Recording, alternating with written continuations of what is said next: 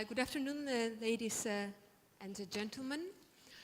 We waited a couple of minutes to ensure that everyone who wanted to join this panel has found a way to this room, because rooms were just switched with the other session happening next door. But I hope that you're all in the right room and you're all here for the discussion about the Energy Union strategy.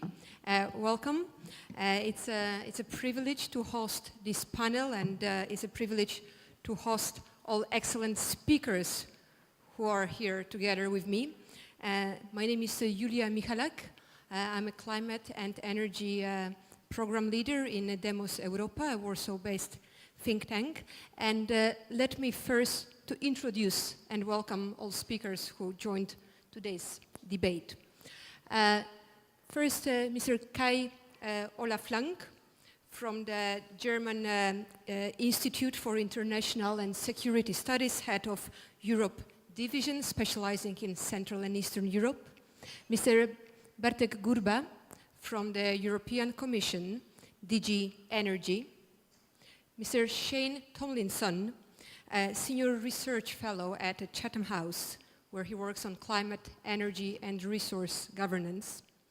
Mr. Alan Riley, professor at law at the City Law School of City University London, an expert in energy and competition issues.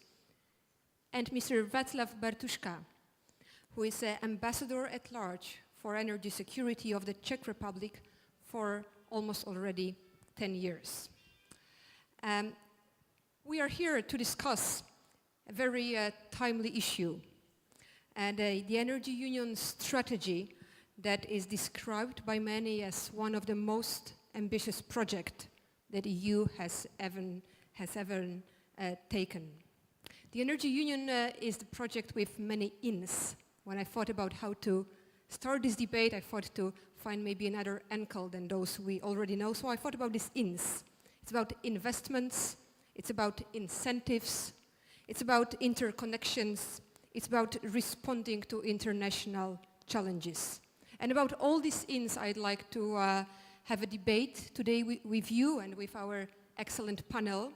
I would like to first open the floor for panelists to give their opening remarks.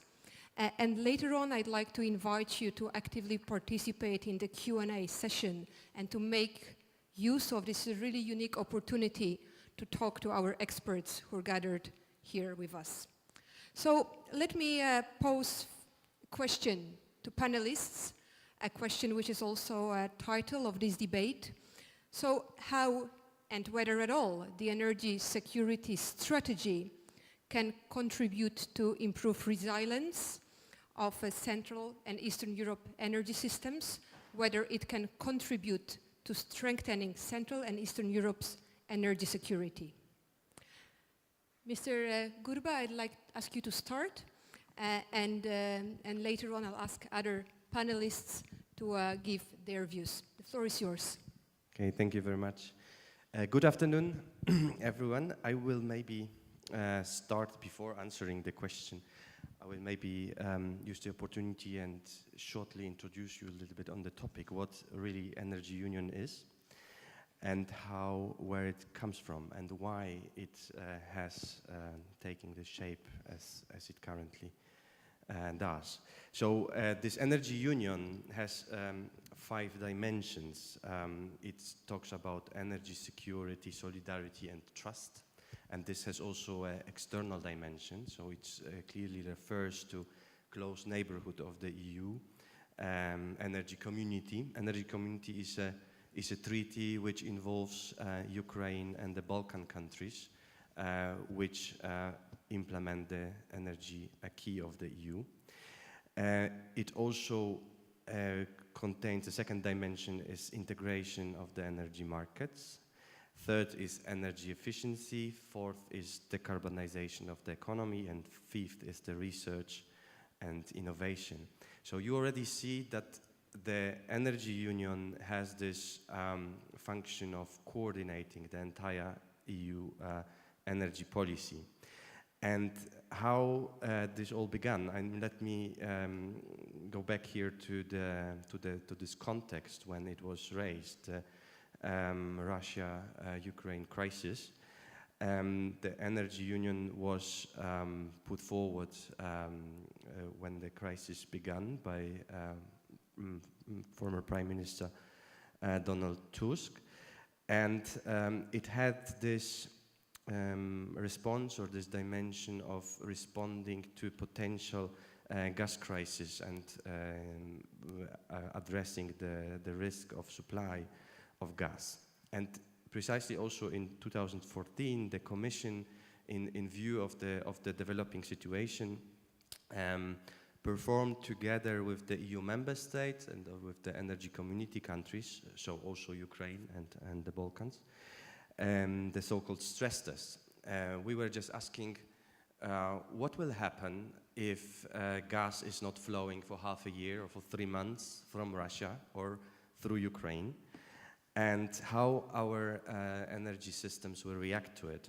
And I must say, we had a very good participation in the exercise, but we also find out that the situation isn't that good or that positive. First, we saw that in case of crisis, many states were thinking about measures that would actually harm their neighbors in the EU, that they would be going to measures to limit exports, to prevent flows of gas, that there was no consideration about actually what can be done on the side of the demand of energy, what can be done with energy efficiency.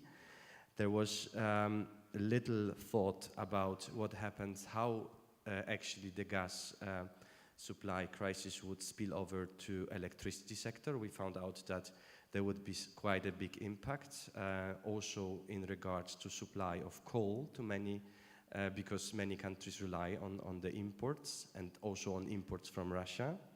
We also had the situation that actually the mines in the Balkans were flooded, so there would be even a potential risk of electricity production. And taking all this together, it would become also clear that this cannot be a one-dimensional response, and that it requires more solidarity between the member states. It indeed, this was also done via simulations from the transmission system operators, that some countries would have the potential actually to shift their own gas if they would reduce consumptions internally, and this was in particular in the Western Europe, whereas the countries in the Eastern Europe would be severely affected by the crisis. So we have this East-West situation, which is not the same exposure to gas crisis. But of course, in order to allow that or to reduce the impact of the gas crisis in Eastern Europe, there would be solidarity needed from the West. But at the same time, I think this is also to keep everyone on the same in the same boat. The countries from the Western EU would certainly would ask when exercising the solidarity, I will do it, but what you do for yourself? Is your internal market allowing to shift gas or electricity freely? Are your measures introduced foresee energy efficiency? How is your long-term strategy on diversification of sources, of suppliers, of fuels? How you take into account renewables into your future energy mix? So I think from this analysis we then propose in March 2015 this Energy Union, which is a very broad strategy and which allows them to coordinate these different aspects. And now shortly the next steps that are coming on the 18th of November, there will be the first Energy Union, State of Energy Union report, which will give us the state of play on all these various dimensions. and where also the Commission will propose a governance document, how to actually coordinate these different national energy policies to achieve the goals of the Energy Union. So this will be the first step, and then what it follows are the legislative steps that will come, and this is beginning of the next year. There will be revision of the security of supply regulation. There will be a strategy on LNG. There will be also a revision on what to do with international agreements, and then electricity sector will follow. And so there is I think more than 15. There's a whole list of various actions that will follow on the communication in March. So this in short from my side, and of course we're happy to take your questions. Thank you very much. It looks like it's a very ambitious proposal. We're looking forward to 18th of November for the State of the Energy Union and all legislative proposals to follow next year. Mr. Bartuška, is that enough? What has been proposed and what is coming? And how can this help Central and Eastern Europe to strengthen their energy security? What's your view on that? Well, first we have to be willing to help ourselves. I hate it when Central and Eastern Europe keeps begging for money, because we are not poor anymore. So for God's sake, we have to do something ourselves, for ourselves first. And I speak for a country, the Czech Republic, which has done it. We've been part of the Western European gas market for a couple of years now, and it's beneficial for us. I mean, the reason why Putin in 2009 had to talk to us in the gas crisis was that we simply did not really have any problem. And we were not on our knees, unlike some of our neighbors. So first thing is to do something yourself. I do remember when we built a pipeline for oil back in the 1990s, which was $400 million of the state money for a pipeline which was deliberately designed to just be used at 20% capacity, but to offset any possible troubles with Druzhba pipeline. And we did the same with gas. Back in 1997, we have contract with Norway since 1997. And I remember our dear Polish friends and Hungarian friends laughing at us. Why do you spend money on such useless projects? Well, I don't think those were actually useless. They paid off pretty well over the time. So in our neighborhood, I think we are quite often pretty lazy in this part of Europe. We talk a lot but do very little. We try to get as much money as we can from the West, and which is starting to piss off plenty of countries, which is logical. And I think we should do more and talk less. That's what I would say as openings.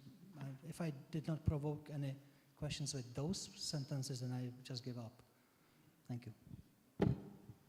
That was very strong but short, and you still have a couple of more minutes if you'd like to add to that on whether, even if we should start with ourselves, with doing our homework, whether what is proposed in the Energy Union proposal can someone help and can somehow perhaps add to these domestic efforts that you're recommending, or is it a completely wrong strategy and should all be done differently? Look, the name is not that important. What's important is what we really do on the ground. You have now a Western European gas market which encompasses Belgium, Netherlands, Germany, France, Britain, this part of Europe, which is fully connected between themselves. You have nominally 6 hubs or 6 price places in western part of Europe, but basically there's only one price from Rotterdam, the TTF, which is the price for the whole region. And you have roughly 250 million people living in those countries. And the aspiration of our part of Europe must be to have the same level of security. For my country, really being part of this Western European gas market has been really good. So interconnectivity, and whether you call it European Energy Union or you just call it interconnectivity plan, does not matter. What we need to do is actually get gas markets connected, so you can actually get the gas from Western Europe to East if you need. And actually there are some missing links also in the West. There is still no link between France and Spain, and France and Italy, 2 of my favorite areas. But there's of course much more missing in Central and Eastern part of Europe. But once we have this pipeline network done, we will be very resilient to any outside pressure. And one thing which I would like to stress, especially here in Warsaw, in our part of Europe, we tend to make much more of Vladimir Putin and Russia. And we keep talking about Russia when it comes to gas. when you talk to Italians, for them the real shock was the fall of Gaddafi and the new Somalia, which is former Libya, which has been supplier of many Italian households. The French are really worrying about what will happen with Algeria when President Bouteflika dies, if Algeria comes back to the 1990s and the Civil War. So let's not be too local. I mean, we Europe, need one unified market because we are coming into very uncertain times. It's not just Russia, it's not just Middle East, it's not just North Africa. There's plenty of difficulties in the world, and we have to be prepared for it. So if we are fully connected, if we have much more access to LNG, even in this part of Europe. And I would like to praise Lithuanians and Polish who are actually doing something, both with Independence terminal in Lithuania and the Świnoujście here in Poland. I mean, those are exactly the steps which need to be done. And just more of it. More work, less words. That's all. Thank you. Thank you very much, and I give the floor to Mr. Tomlinson. I would be curious to hear from you. I know that you're an expert on governance, and you're also looking at the demand side. I would like to ask you about these two tools. How can effective governance and how can tackling the demand side, whether it can and how can it strengthen, help Central and Eastern Europe that is facing very specific energy security challenges? And I'll share my microphone with you. Thank you very much indeed, and a pleasure to be here to speak to you all today. I think, again, we've talked a lot about the Energy Union. I think it's also worth mentioning at the start the other driver of energy policy in Europe at the moment, and that's the Paris negotiations that will be happening at the end of this month, and the 2030 Climate and Energy Package, which forms the basis of Europe's international contribution to that. And really, these two processes, both climate change, which is obviously an existential threat to European security on a number of levels and may drive future instability, and the immediate term issues of being able to manage the Russia-Ukraine crisis through this winter, are really some of the key challenges that Europe has to address within that. As you rightly say, I think both in terms of governance and in terms of looking at the demand side, there are options that we can look at that can make a very positive contribution over those timescales to solving those. Because the Energy Union was in part born from the Russia-Ukraine crisis, it's natural because it starts with gas, that we focus on gas and the supply side as it's in terms of its response. I'm not saying that gas won't continue to be a very important part of Europe's energy mix into the future, it absolutely will, but its role is probably going to change. The 2030 Climate and Energy Package has put forward a target which is binding on Europe as a whole, but not individual member states, and the governments will have to deal with that, of a 27% renewables target by 2030. That's for all energy, so for the electricity sector, that means approximately 45% of electricity would need to come from renewables in 2030. That's a massive transformation from where we are at the moment. Some countries like Germany with its Energiewende are already driving significant investment there, but a number of other countries, including my own, the UK, but also Eastern Europe, are not yet at similar levels in terms of their trajectories. And so the choices we make in terms of our finance and investment decisions over the next few years will really decide on the pathway that we lock ourselves into going forward. And there's a very real risk that we might create stranded assets as we move forward. Gas demand in Europe has fallen by 14% since it peaked in 2010. Some of that is due to the ongoing recession, but some of it is structural and is part of the contribution we've been making to achieving our current 2020 targets.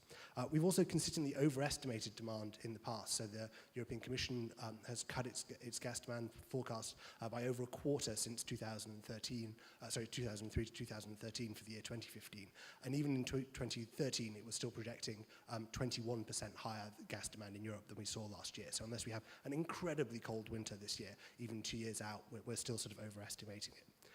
So how can the demand side contribute to making sure that we achieve this transformation? So we're starting to see new technology enable us to look at both active demand management, that is taking power off the grid as we peak throughout the day, but also investments in long-term energy efficiency, so reducing the absolute base load that we have on our grid and our system. Both of those are incredibly important tools, but particularly the active demand management is a way that we can actually manage the energy system in a different way. It works best with smart grid technology and other new investments that we need to do with that. And so we need to look at how we prioritize our market regulation and market design, and also crucially interconnection across countries. So it's not just gas interconnection, it's electricity interconnection that is necessary in order for us to be able to deliver that. But we need to be able to structure our investments such that we actually connect up and with that. It also matters in terms of new governance. So the new governance mechanism that's being developed at the European level is designed to try and link together the 2030 Climate and Energy Package and the Energy Union to manage those 5 areas that were outlined as we move forward. Now, obviously, the individual energy mix within the country remains a competence of member states, and that will be something that certain member states, including my own, will try and fiercely guard in the coming years. But already I think we see that we have a more collective sense of an energy policy in Europe. The 2020 targets we're all working towards at the moment, and the 2030 package are a realization of that we have to work together across member states to coordinate how we do that.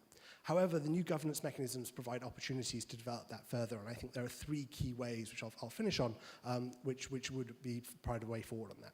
The first is on transparency, and I think the Commission has put forward a number of proposals on member state reporting and how we can improve that. However, there may be opportunities to go further. There are options around a new climate and energy observatory, for example, an independent body that could be created, which would be able to assess and look at some of the data and challenge the assumptions and models that we have out there. For example, the gas demand forecast I was talking about comes from the European Commission Primes model. That is something that is actually very private. It's very hard for researchers or academics to get access to all of the details around that. Be able to shed light on some of those plans, and therefore that pathway would be very important. The second is how we look at the development of integrated national energy and climate plans across member states and where they add up to collectively. So an emphasis on cooperation, on interconnection is going to be absolutely key, and in Eastern Europe in particular that's going to be really vital to deliver both the gas and electricity interconnection that will be necessary to drive it.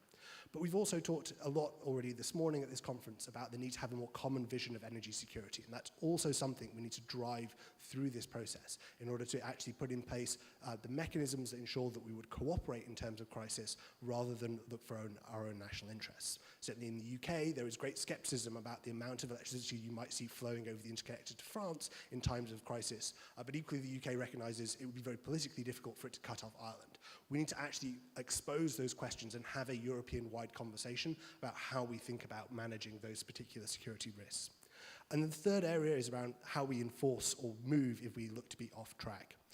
The 27% renewables target for 2030 is a unique compromise at the European level of a target that's binding on Europe as a whole, but not individual member states. And I think a lot of people have said that this can't be a hope and see target. It has to be something that we add up to. So we need to see those integrated national energy and climate plans adding up to a pathway that can deliver that. But we also need to think about how we monitor and correct if we move forward off track. Thank you. Thank you for this very rich vision that you shared with us, and I think it's good I'm sitting here between you and Mr. Gurba from the Commission, because I'll give later on a chance to you to perhaps reply to your accusations about Commission's flows prime models and gas demand forecasts, which are according to Mr. Tomlinson not always accurate.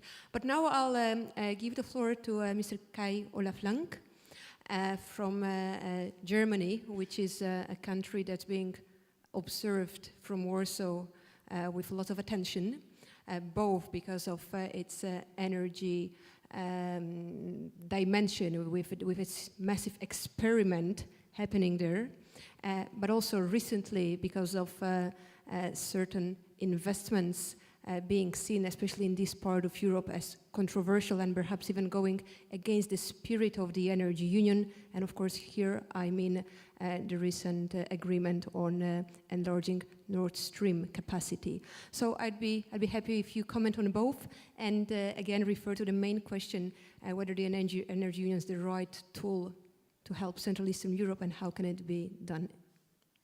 Thank you, Chair. Thank you so much for having the privilege to take part in this discussion. And I also have the privilege not to be a hardcore energy expert like the other distinguished colleagues on the panel.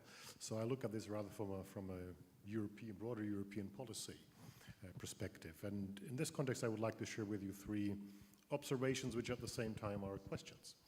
On the energy union proper, I think there's been an intensive debate about the ontology of the energy union. What is it and what is the motivation? I think we should look at it in a very pragmatic way. The energy union for me is a renewed political commitment to advance European energy policy in a huge variety of crucial areas. It's basically a recapitulation and a sort of bundling of hitherto existing objectives in a quite diverse set of so-called dimensions covering basically the complete energy sector. So in this respect, I would say if we go through the Energy Union package, we could come to the conclusion that the Energy Union speaks the language of the traditional triangular European energy policy, with some add-ons, certainly. And it's, of course, an attempt to reconcile the differing interests of all member states.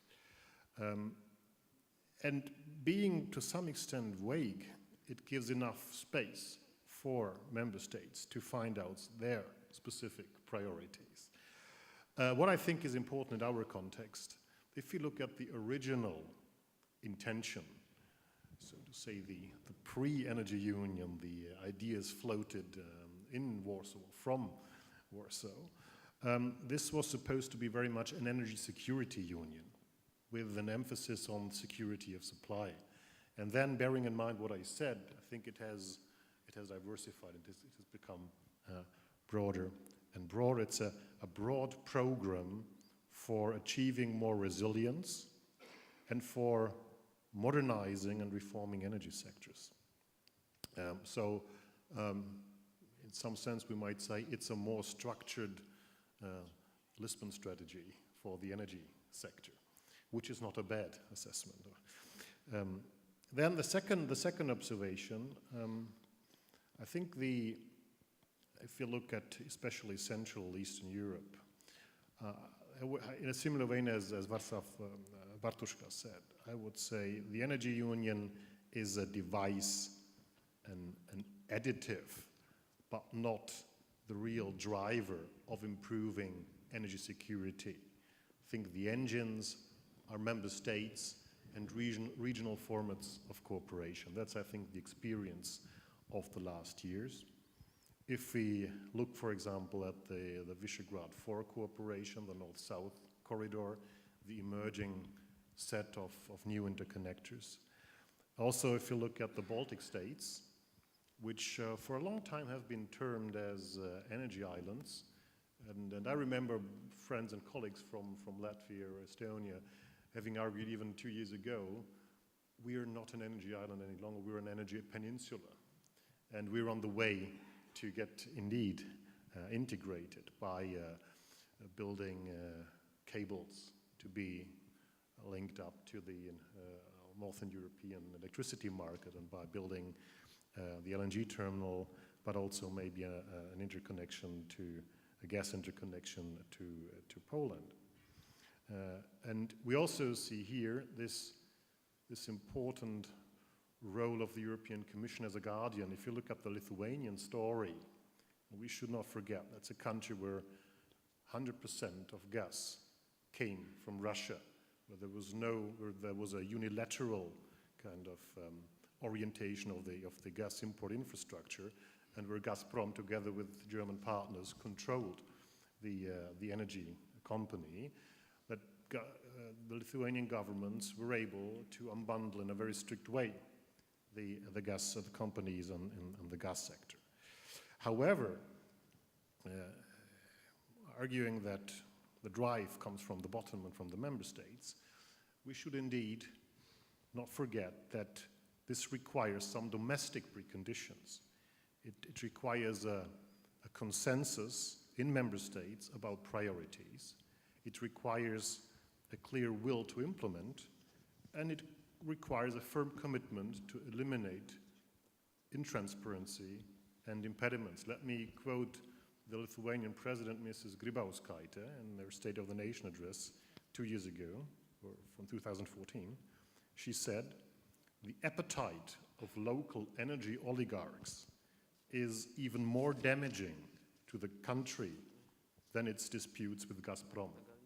So the so-called homework in member states is an indispensable precondition for developing a sort of momentum. And finally, my third kind of observation, which is a question. Some people have been criticizing that there is only feeble or not well developed external dimension of the European energy policy in general, but also of the energy union. Maybe it's true, maybe it's not true, but I think there's a basic unresolved question. What is external energy policy of the European Union? Is this the energy policy arm of CFSP, of the Common Foreign and Security Policy, or is it the external dimension of energy policy, of the Common Energy Policy? This is not purely academic. I think this has a quite substantial political, substantial political implications. If you look, for example, at Ukraine. So, from the point of view of European foreign policy, it's certainly a good thing to bring Ukraine closer to European energy markets, to even have a substantial amount of energy solidarity with Ukraine. With regard to European energy markets, we can come to different conclusions. How far should solidarity with non-member states, energy solidarity with non-member states go? What does this mean for the functioning of our energy systems? So I'll stop with this unresolved question. I'm sure we'll find other of these open questions. Thank you very much, and I hope there will be enough time to discuss all these questions you posed. And let me right now give the floor to Professor Adam Riley, who said, first security, energy union second.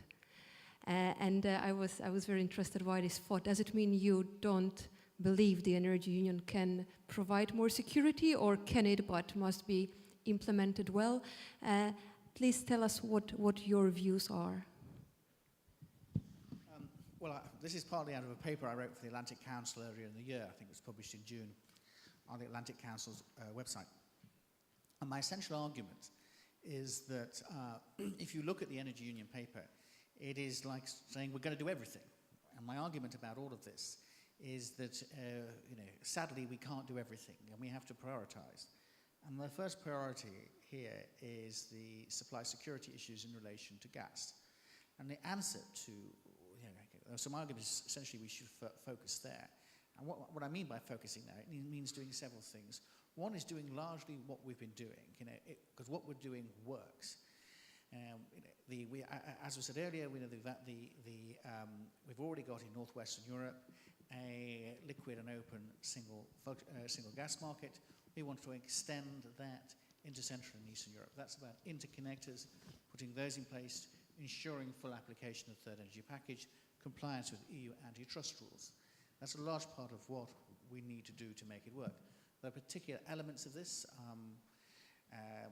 If you look at Spain, for example, we mentioned earlier, I mean, it's interesting, if you look at the western seaboard, I think this is not really appreciated in a lot of Central and Eastern Europe. If you look at the western seaboard, you have got 51 billion cubic meters of LNG capacity in the UK and 61 billion cubic meters of capacity in Spain. About 25, 30 billion cubic meters can come across the British interconnectors. And in fact, in 2009, the Brits were providing gas across the interconnectors to support France and Germany in the crisis. But it couldn't go much further because, of course, there weren't enough interconnectors. The French, by contrast, can hardly provide, the Spanish, by contrast, can hardly provide any of their capacity into Central and Eastern Europe, or even, in fact, into anywhere in Europe, simply because the interconnector, I think the capacity is about 7 billion cubic meters. And that's all to do with resistance from gas to France and EDF. So there is an issue there to be dealt with. And one of my arguments about this, one of the things which I think the Commission should look at and the Polish government should definitely support, is the idea of putting an interconnector in place and looking first of all at simply using what we have, the existing gasification capacity of the Western Seaboard, to be interconnected into Central and Eastern Europe. That, I mean, the combined British and Spanish capacity is the equivalent of Russian exports to Europe this year. And the other point about it is, it links into an issue about LNG. Because of the shale revolution, the enormous amount of LNG plants which have been coming on stream in the US, global LNG liquidity because of both the falling Chinese demand and increasing capacity, increasing production in Papua New Guinea, Australia and elsewhere, there's going to be a lot of LNG available. So that, I think, is part of the supply security issue for Europe. There are a couple of other things which are worth mentioning. One is in relation to Ukraine. I think the argument in favor of helping Ukraine and understanding that Ukraine is not just something a country which needs help, but can also help us. Ukraine has the largest transit capacity in the world. It has huge storage facilities, and it has a lot of its own resources. Potentially, it could be a supplier to the European Union. It would add substantially to European supply security, and particularly Polish supply security, if the Ukraine can be fixed, and particularly its energy sector. And we shouldn't underplay that. The other element is Nord Stream.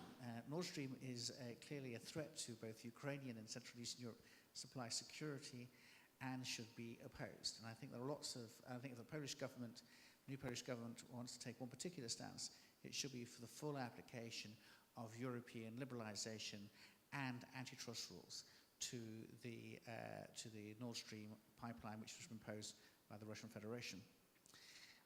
The final point I'd make is, I'm going to disagree with Shane a little here on the gas issues. I understand what he's saying about all of the other questions that we've got to deal with and the shrinking demand for gas. But remember, part of the shrinking demand for gas, part of it is about the economic demand, partly it's kind of security questions about Gazprom. But a significant part of it is actually a failure of our climate change regulatory system. And the reason for that failure is the way that the cost of renewables is so expensive. The emissions trading scheme failed to be effective. So the consequence of that was that because of the cost of renewables, you look then for an accompanying fossil fuel which is as cheap as possible. And the cheapest available fuel was coal. So what we have at the moment is a brilliant European result where we have a wind coal strategy, where we actually have Germany, which talks green and does coal, building new coal-fired power stations, and it's coal which is squeezing out gas. So one of the things that we have to do is to actually restructure this so that, first of all, gas can do what it should be able to do, which is to slowly push out coal out of the energy mix, which will cut CO2 emissions, and then later act as the renewable backup fuel for renewables as they come on stream. At the moment, we're in a completely crazy place where our actual policy has the effect of increasing CO2 emissions, which is not doing us any good at all and undermining all the climate objectives. So I think that's another issue that we actually have to address in any redesign of our markets here. Right, I'll stop there. Thank you. Before I open the floor for questions, let me ask whether there are any immediate reactions. I think we have a few minutes for a quick reactions if you have to any of what has been said. Happy to come in. Yep. No, I mean, Alan's entirely right on the coal question that is something that we have to absolutely address. And I certainly wasn't arguing that renewables policy in Europe is in any way optimal. I think what we aim to, but what is clear is, you know, in terms of sort of prioritization, I think Europe has to walk and chew gum. So I agree that we have to prioritize what we're going to do, but I don't think we can only prioritize gas security first and wait for everything else to come on board afterwards. I do actually think that the demand side and the governance issues alongside that are critical in order to put in place a framework that will enable that sustained investment over time. In terms of the future of gas security, I mean, I think, you know, there are options for it to increase over time. It would be particularly if we saw a rapid move into electric vehicles over the next 5 to 10 years, and the fallout from the Volkswagen scandal there are big uncertainties about how we move forward in that. That could lead to a very significant increase in electricity demand across Europe. We need to, of course, factor those in. But I think that needs to be within a balanced strategy, and we're starting to see analysts like UBS Warburg, you know, also coming out saying that, you know, continued investment in the supply side measures for centralized generation is probably not the way forward. So this isn't activists like Greenpeace or WWF. These are city analysts who are looking at this and actually saying that distributed generation systems, smart grids, and other forms of thinking about the energy system are potentially the future and the way forward. And therefore, I think what is critical for the Energy Union is to open up the pathways in order to enable us to explore those, rather than closing them down. Thank you. maybe I also will react to some of the statements. I think it is indeed a quite critical element that we have, of course, national governments on board, and that there is a willingness to go into the direction of really improving security of supply, diversifying sources, implementing the acquis. I think from our perspective, obviously, you know, when there is a court case, eventually there will be a judgment in a couple of years, but and then time is lost, and we see that discussions that could take place earlier happen simply too late. I think what we see, and I think this will be also the value added of the energy union, is that we enter into a more regular and constant dialogue also with the member states on how they see this critical dimensions. This is also why Vice President Šefčovič was traveling over these recent weeks and visited most, I think, of the EU capitals to kick off this dialogue. I think indeed we have a very good examples on regional cooperation. It is a mixture always of issues that are crisis or crisis-like, or situations where the number of problems is already so big that the country can't solve it alone, or where simply the Commission steps in to give guidance, assistance, and then eventually we find ourselves doing something bigger. And indeed, BEMIP was such an excellent opportunity. Over the last months, after South Stream was cancelled, we had also very useful regional initiative called CESEC, Central Eastern South Europe Gas Connectivity, which gathered EU member states and the Balkan countries and Ukraine and Moldova, so actually energy community and EU, to develop ideas which interconnectors will be necessary to allow for each of the countries having at least 3 sources of supply. And this precisely is are these initiatives that are taking place when you know, this constant dialogue takes place. I think and this willingness to reform, willingness to go along with the EU policy does not only apply to the member states. This is also very important for Ukraine, for Serbia, for other Balkan countries. In our view, we use this element of energy community indeed or this instrument of energy community to let's say bring these countries closer to EU market and simply copy the legislation that applies in the EU. We have now a number, indeed, the last month, 10 more seconds, yes. This is indeed a dialogue that also allows a common discussion about infrastructure and about how we go on with the energy efficiency and decarbonization agenda. So that's it. Any other quick reactions? Or shall we ask our audience for questions? I'm sure there are many. Do we have a microphone in the room? Yes. So I see 2 gentlemen. So.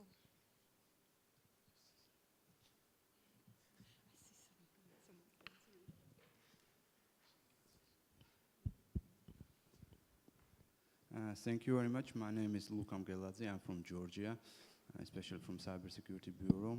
Thank you very much for these interesting speeches. My question is, what is the Asian and Caucasus countries' role in Europe's energy security policy? Thank you. I propose we collect maybe a few questions.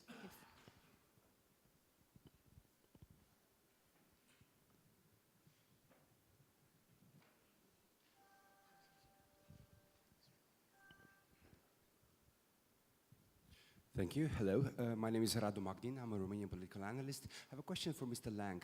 I loved your comment about the decision time, about the external energy policy. Should it be a continuation of our foreign policy or of our energy policy? I'm interested in your opinions on this, also for your personal preference, but also what you think is realistic. Thank you. Perhaps one more question to collect? I cannot see actually very well from here. There's quite a strong light, but a gentleman with microphone can help. Are there any questions? Let's start with these two. A question about the role of Caspian countries. Caspian countries, I understood well, right? Yes.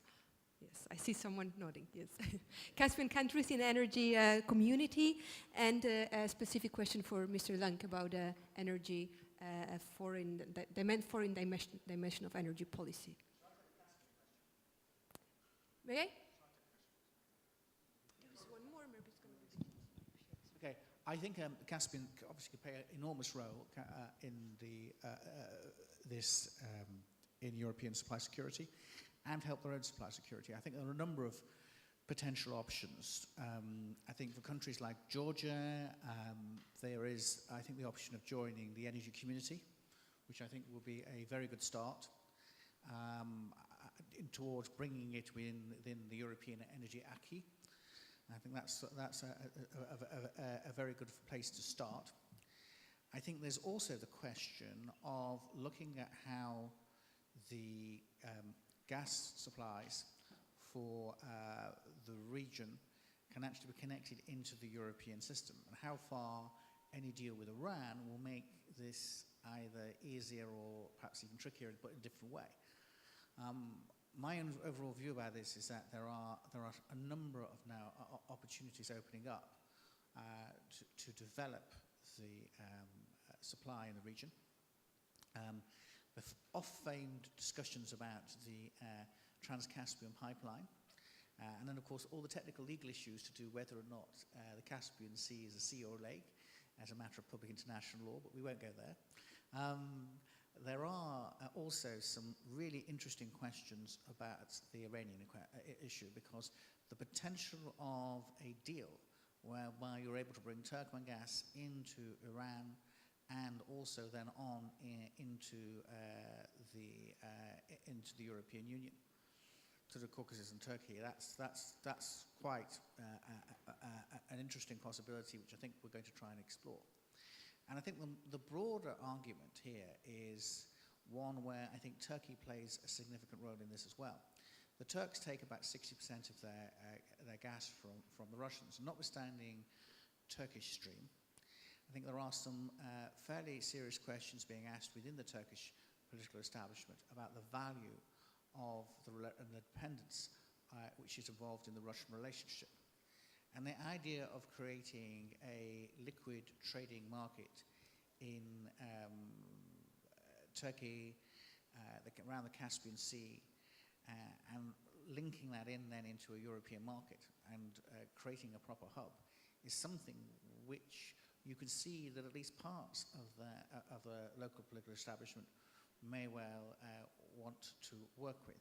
And again, that also suggests that countries like Turkey should also be looking at the energy community as a way of anchoring their legal structures in a way which will work with the European ones to maximize the advantages of an open trading market and to bring forward investment. So I think there's a lot of things there which are all bubbling away. I haven't mentioned all the Eastern Mediterranean and gas issues which we could talk about as well, but there's an enormous amount there which has got potential. How it will work out, I think, is far, far too early to say.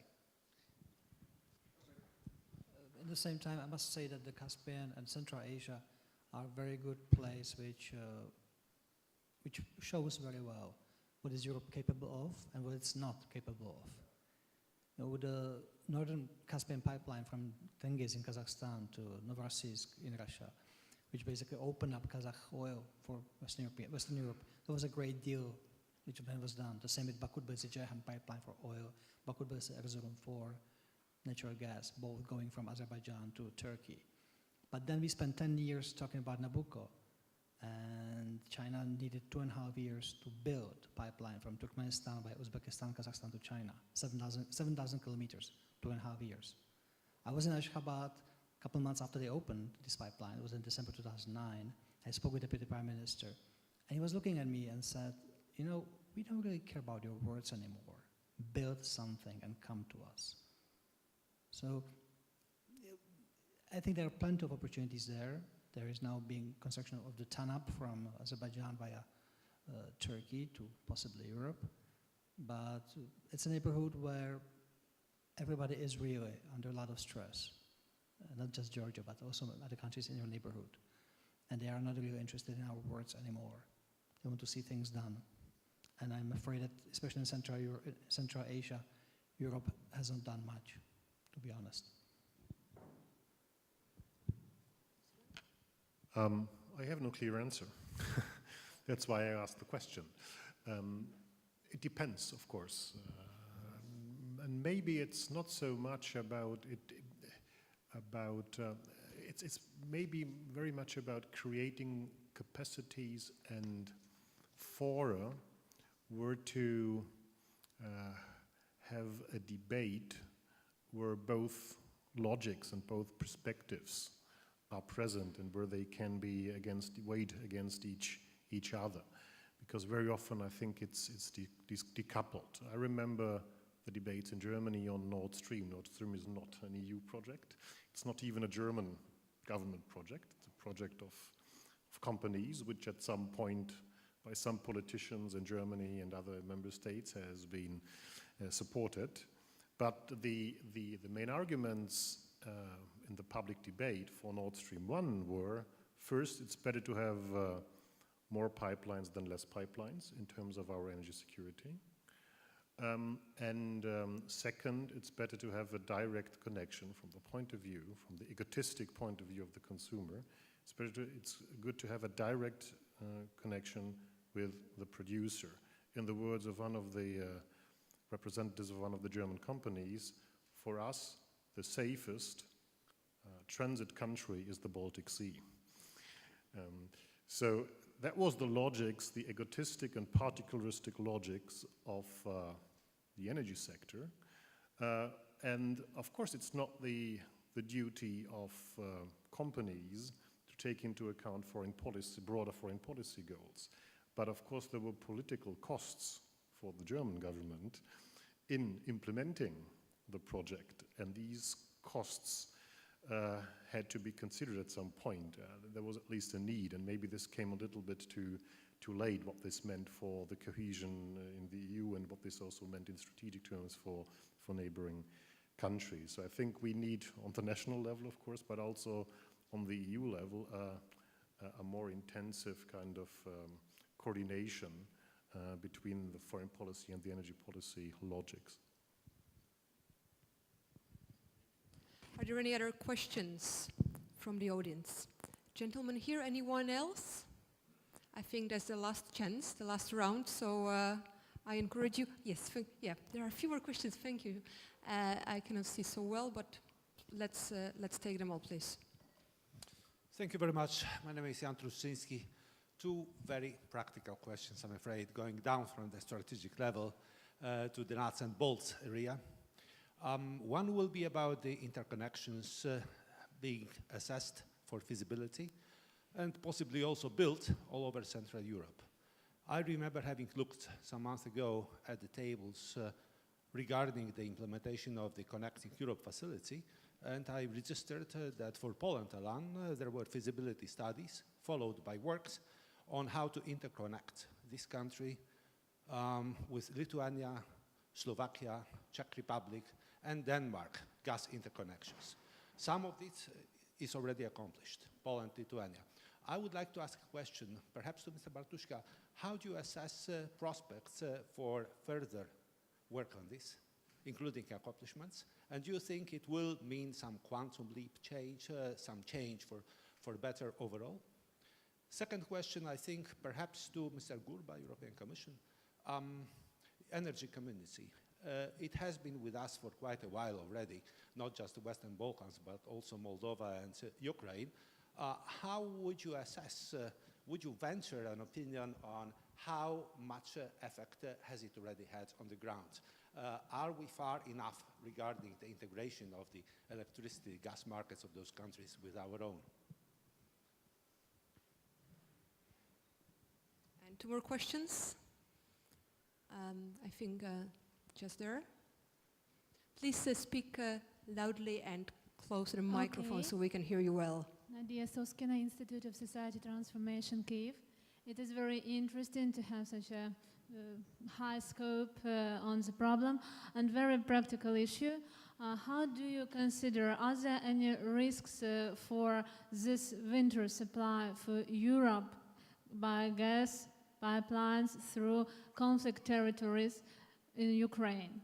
How do you consider whether this winter will be secure enough for the European countries, and are the politicians actually ready to take measures if something goes wrong, which is quite possible as far as that peaceful agreements in Donbass region are under fail, as we know from today's information. Thank you. And the very last question, am I right that there was 1 more person willing to ask a question, or? No, so the last chance is gone. Dear panelists, I'll ask you for quick comments because we are almost on time, which means I would like probably each of you to address these questions, and then we'll have to end the panel as there is another session starting in that very room. So I'll propose to start from Mr. Bartuška. Well, the Czech-Polish connection was built and opened in October 2011. It's called Stork. It's roughly half a BCM going from Czech Republic to Poland each year. There is nothing from Poland to us. We are sufficient. There is now talk about second connector with Poland, which might be built, and it would be useful for you especially. We're fairly secure. I think Poland has more issues with security of supply. If I may just touch on the winter, Ukraine has no importance for European energy security as a whole. Ukrainian transit is important for several EU member states, that's true. Not for the whole EU 28. And the sooner the Ukrainians realize that, the better for them. They keep talking about Europe freezing without Ukraine, and that's bullshit. I'm sorry if I'm too blunt, I can be more diplomatic. And those European countries which will be impacted by possible cutoff are known. The stress tests mentioned from last year clearly identified Hungary and Bulgaria from the member states, and from non-member states, Serbia and Moldova as the most difficult, most countries with most difficulties in supply. For the rest of Europe, no worries.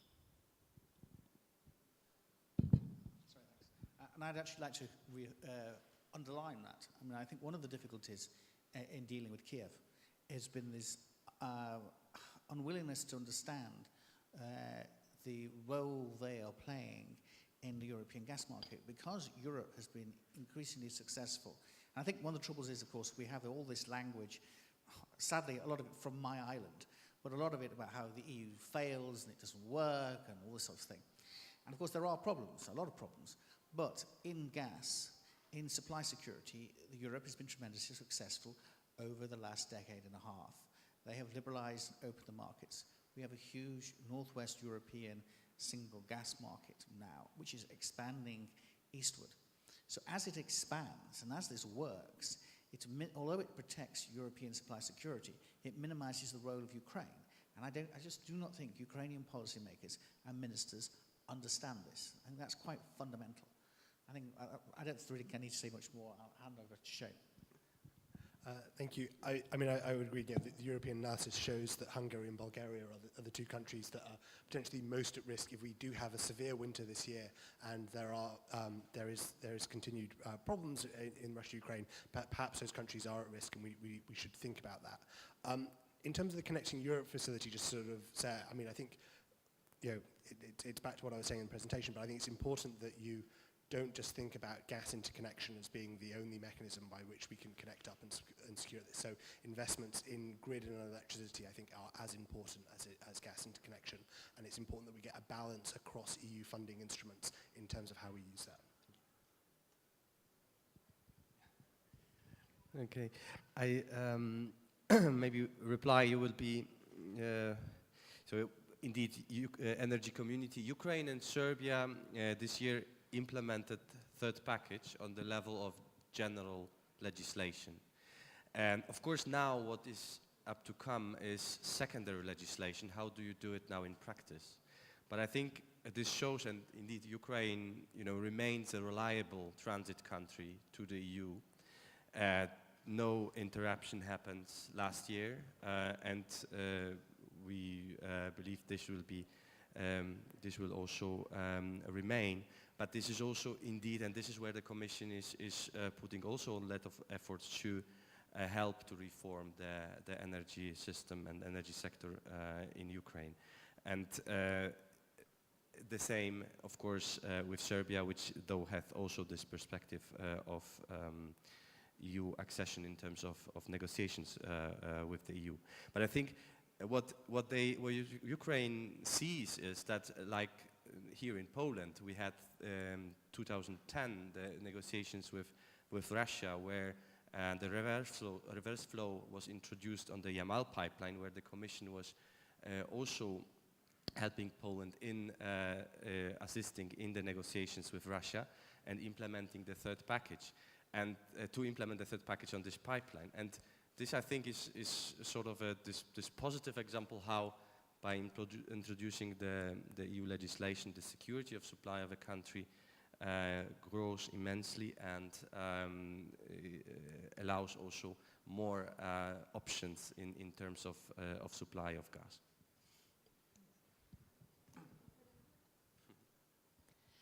Because unfortunately we run out of time. I wish we had more time, but we don't. We have to stop here. I would like to thank very much to all panelists for giving such an interesting insights and sharing their knowledge and their thoughts on this interesting and very timely topic. Thank you for all questions. I'm looking for not too cold winter, although I understand that even if we have more snow than last year, which actually is also related to climate and energy dossier, will be safe. And I understand that Commission's proposal for the next year will be also closely monitored, and hopefully we'll have new food for thoughts for the next year. So thank you very much again. And there is another session starting here very soon. Let me please help to thank our panelists.